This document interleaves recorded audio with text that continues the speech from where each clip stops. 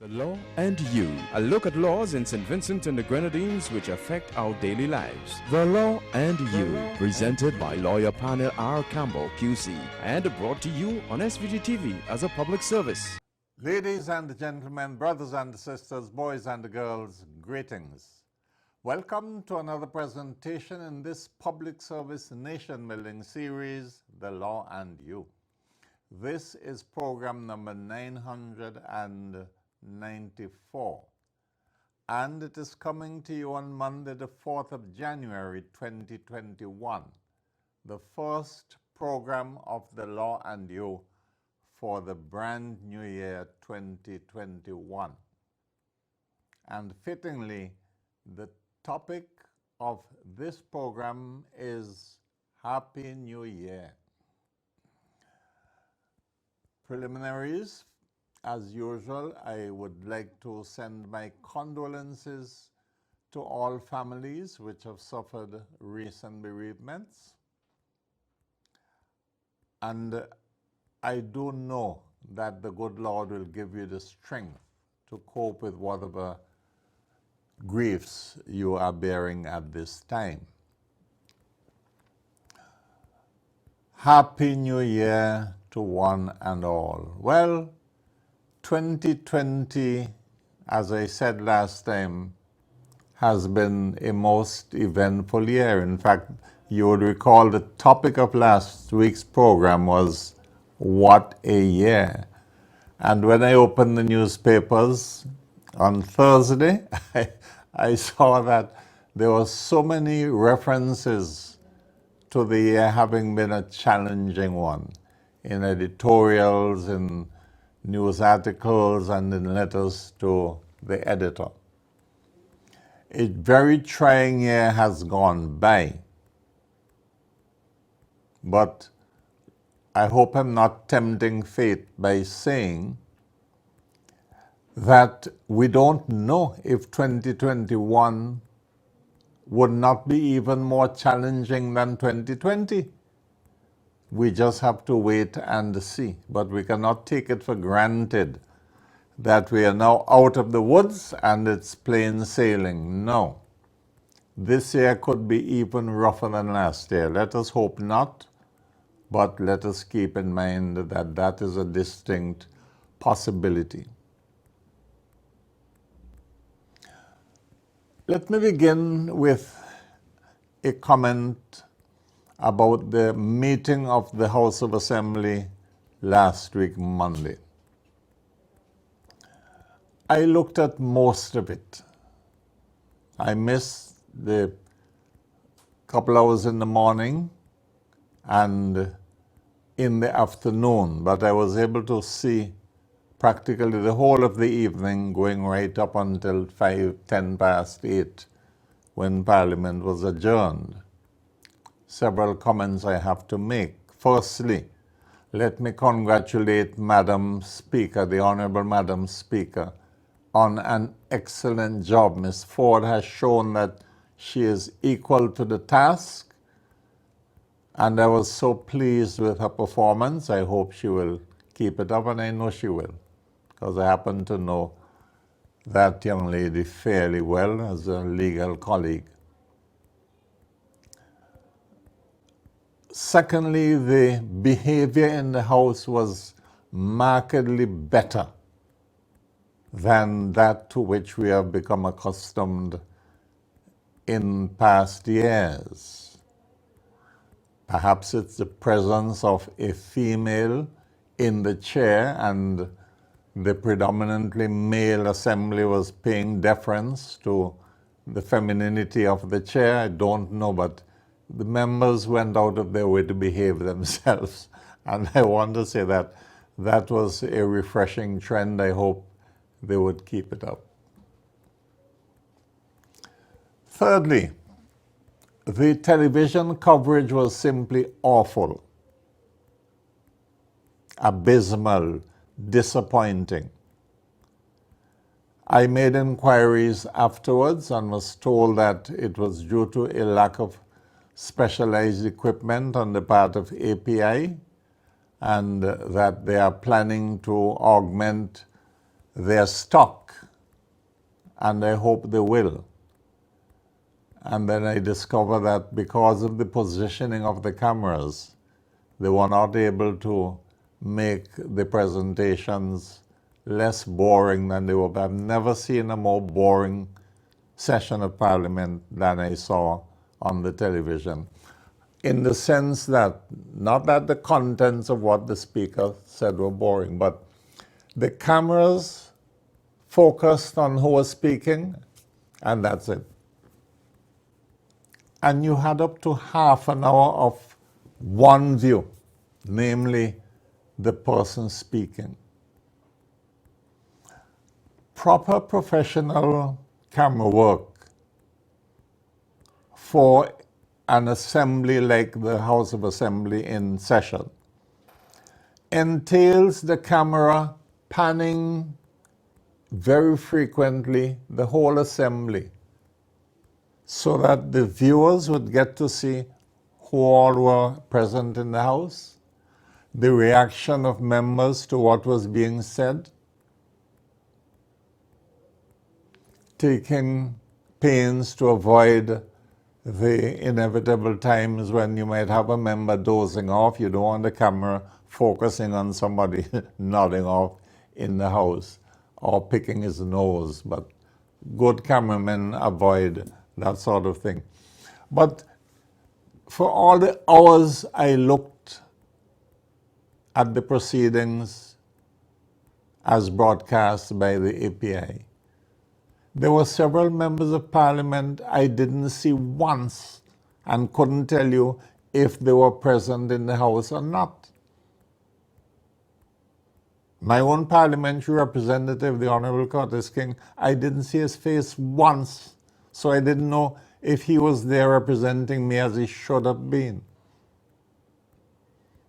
I don't want to be too hard on the cameraman, because it was explained that because of the way the cameras were positioned, they couldn't get to do the normal panning. Granted, there were a few 5-second cutaways,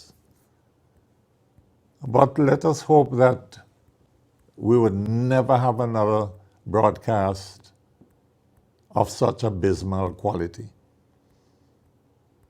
Now, I have recommended to the authorities that they hire a professional videographer, and I call the name Mr. Cap Balcom. Because when Cap does a program, does an event, you can see everybody who was present. He takes his time, pans the whole congregation. For example, on Sunday morning, he broadcast the service from St. George's Cathedral. And you had glimpses of everybody in the church fairly close up, so you could recognize people and follow what was going on. Because Cap is a thorough professional. And if the government, because of COVID, is not going to allow people to attend Parliament in person in the Strangers Gallery, which means we are dependent on what we hear on the radio or what we see on television, the government has a responsibility to make sure we get fairly professional coverage of the proceedings. Now, budget is coming up, and the government would be well advised to hire Cap Balcom to cover the budget. I understand API has equipment on order. You see, they need remote cameras so that you place a camera in one location, it swivels, tilts, zooms in and out at the touch of a button operated by a controller sitting well away from the camera itself, so that nobody has to go and hold the camera and move it around and block other people's views. But API hasn't got that sort of capability. I hope they will get it. I hope I'm not being critical of the individual cameramen, because I recognize that they're not professional persons, and at their pay grade, they couldn't be professionals. and they don't have the equipment that CAP has. But the government has a duty to make sure that the general public sees the best possible production. And then think of people who might be able to follow it if it is streamed live, as Cap Balcom's programs are, so that Vincentians in the Caribbean and in the wider diaspora could follow what is going on in their parliament. The bills dealt with on Monday were highly technical, and I must commend both the Minister of Finance and the Prime Minister on the clarity of their expositions and the answers they gave to the several queries that were raised. So much for Parliament. Excuse me.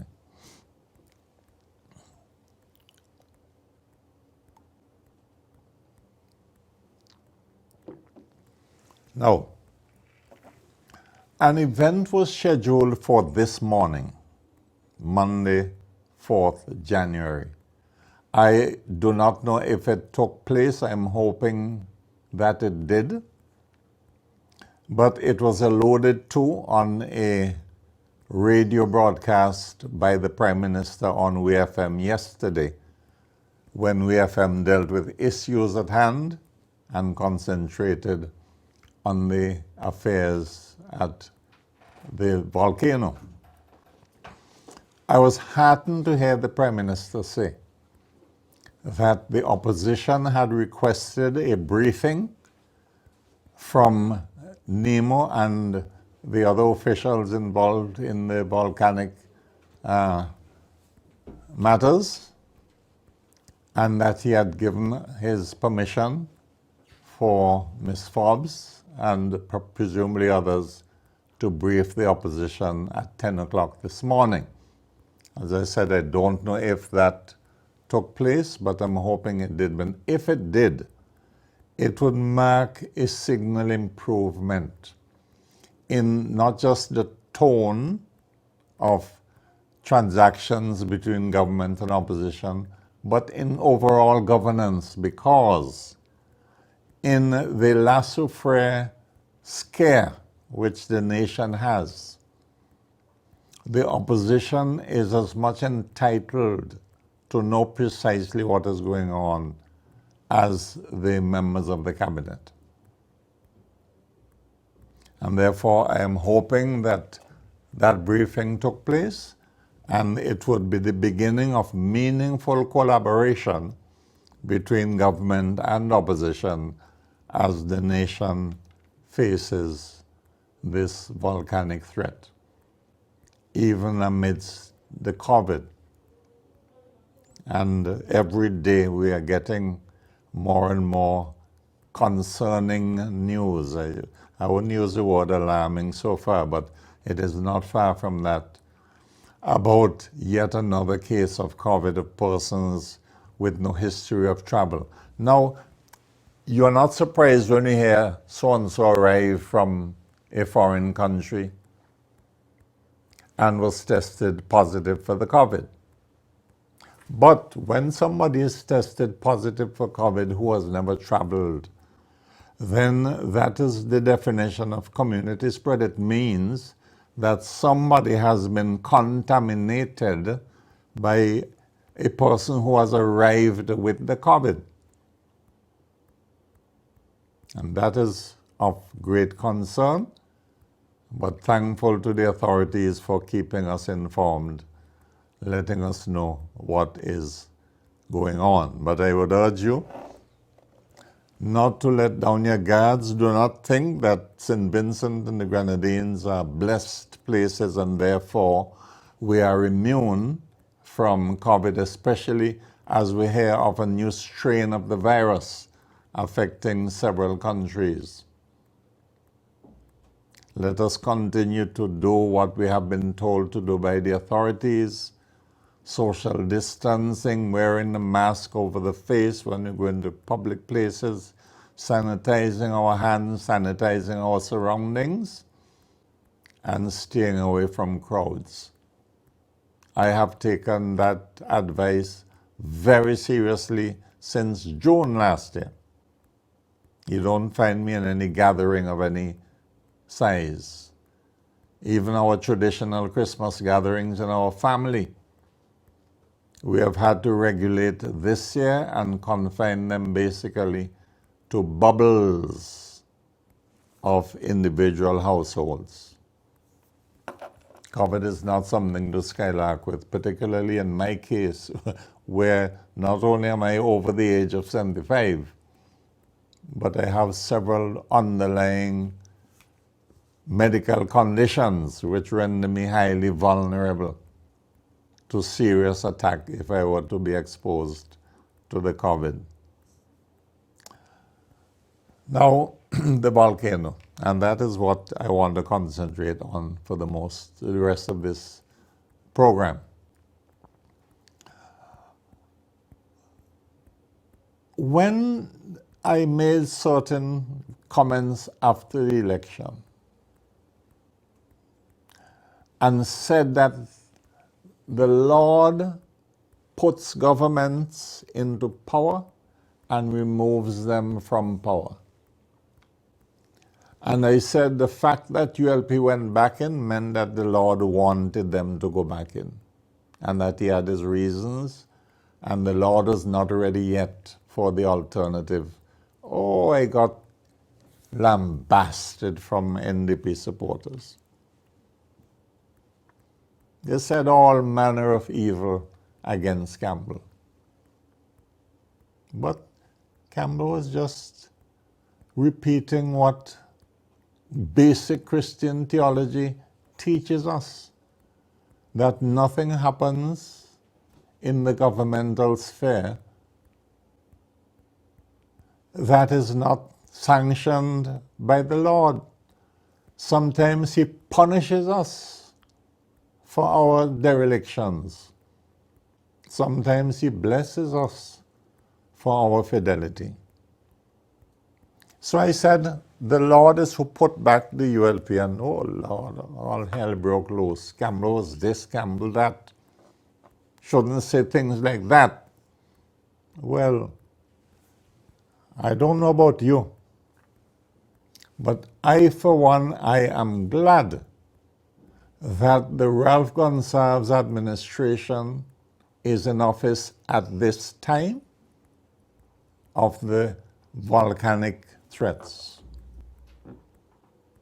I would have felt very uneasy if this had happened with a new government in office, because this is not to criticize the persons who would have composed that government. This is not to belittle them, but simply that experience has to be respected. And there is no way persons without hands-on experience could adequately handle a situation such as we have now. So I said the Lord knows what he was doing when he put back Dr. Gonsalves as head of the government of St. Vincent and Grenadines. I can sleep in the knowledge that the country is in sound hands, experienced hands, because I have confidence in the judgment of Dr. Gonsalves and his colleagues in dealing with something like the Soufre. And when I say things like that, it doesn't matter to me who is annoyed, and you could cuss me all you want. But I sleep better knowing that Ralph Gonsalves is in charge. This is not to say he is perfect. This is not to say he hasn't got his faults. Like all of us, he is a human being. He's not perfect at all. But the gentleman has nearly 20 years experience as Prime Minister. And before that, 30 years experience as a political activist and a party functionary. You can't gainsay experience. Excuse me.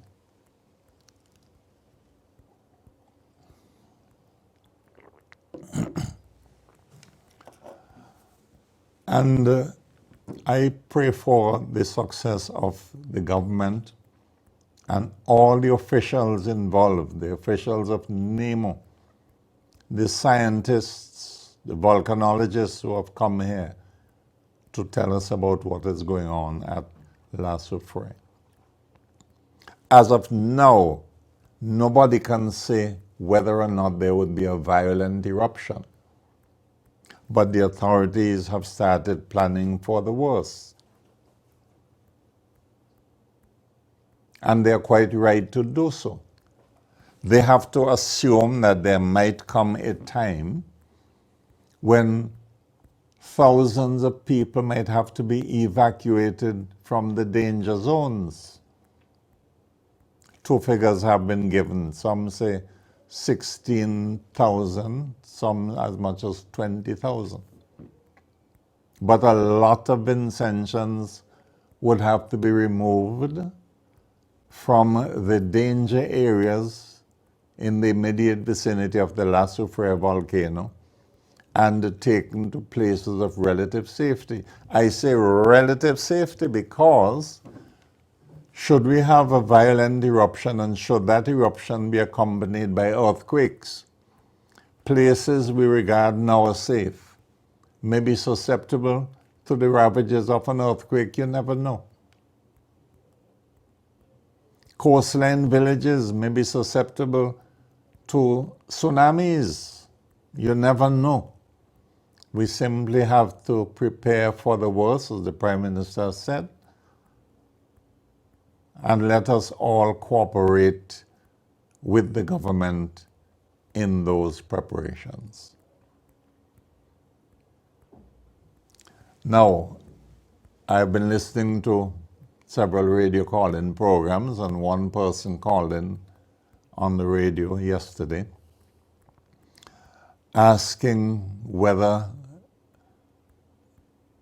evacuation would be compulsory. Well, I want to say from a legal standpoint, it is not likely the government would make it unlawful for somebody to say, look, I'm not moving, I'm staying here. You might persuade a person or try to persuade a person that it is in that person's best interest and the best interest of his family to be relocated elsewhere from the danger zone. But it would be wrong to make it a criminal offense if somebody says, look, I'm not moving. I place myself in the hands of the Lord. So that the question of compulsory evacuation should not be contemplated, and I'm happy to say that the authorities have not indicated that they're going to forcibly drag people into a truck who sit in the doorway and say, look, I'm staying here, I'm sitting this out, for whatever reason that person has. So evacuation would have to be voluntary.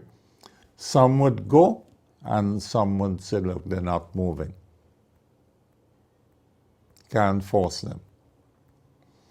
But I was heartened to hear the Prime Minister read out the list of territories in the Caribbean who have offered hotel rooms to Vincentians should we have to evacuate people from the island of St. Vincent itself.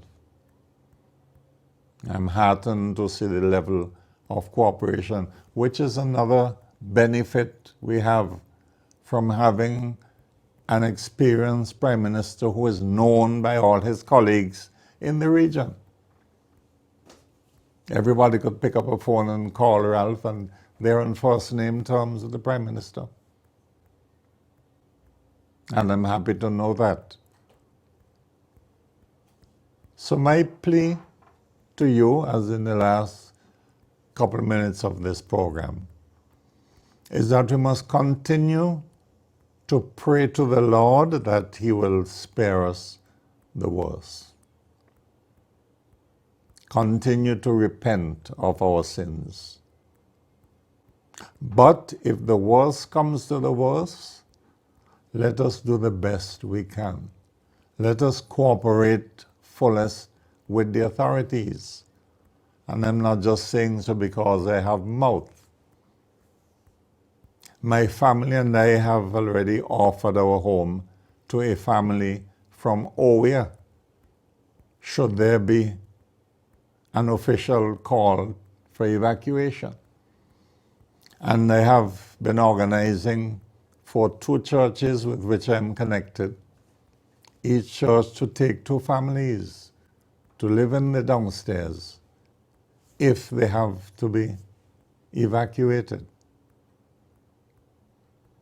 Remind me of the days when the volcano erupted in 1979. I was a student in Cambridge. Soon as I heard of the eruption on Good Friday morning on the news, I called the High Commissioner and asked, what can I do to help? He said, well, we have to now mobilize Vincentians in the various cities to get hurricane relief supplies and money to send home. I left Cambridge. Next day I found myself at the Eastern Caribbean High Commission. Met Carlton Samuel and Alwyn Westfield as the senior officers there, the 2 senior Vincentians, and the 3 of us were responsible for almost every shipment of Bordeaux that came from England as volcano relief supplies.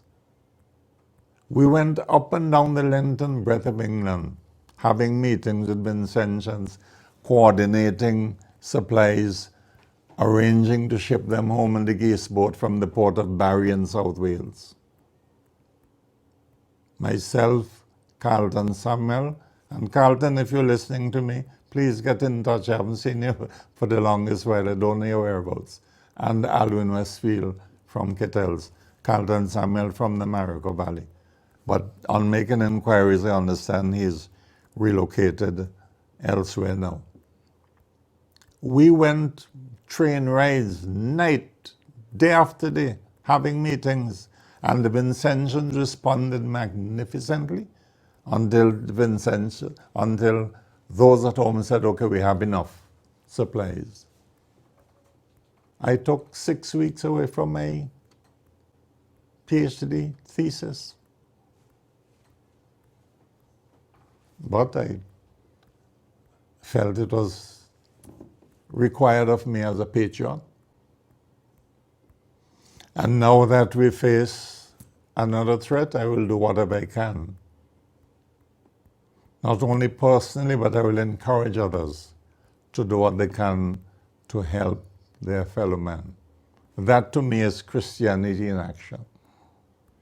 So my brothers and sisters, let's continue to watch and pray. Can't minimize the importance of prayer. Let us continue to be vigilant. Let us pray.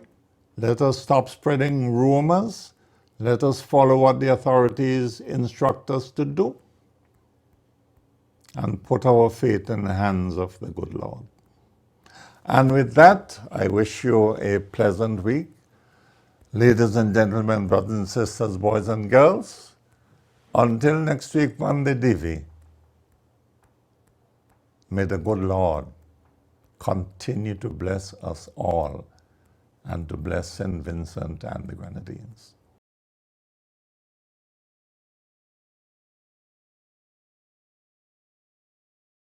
The Law and You, a look at laws in St. Vincent and the Grenadines which affect our daily lives. The Law and You, presented by lawyer panel P.R Campbell QC and brought to you on SVG-TV as a public service.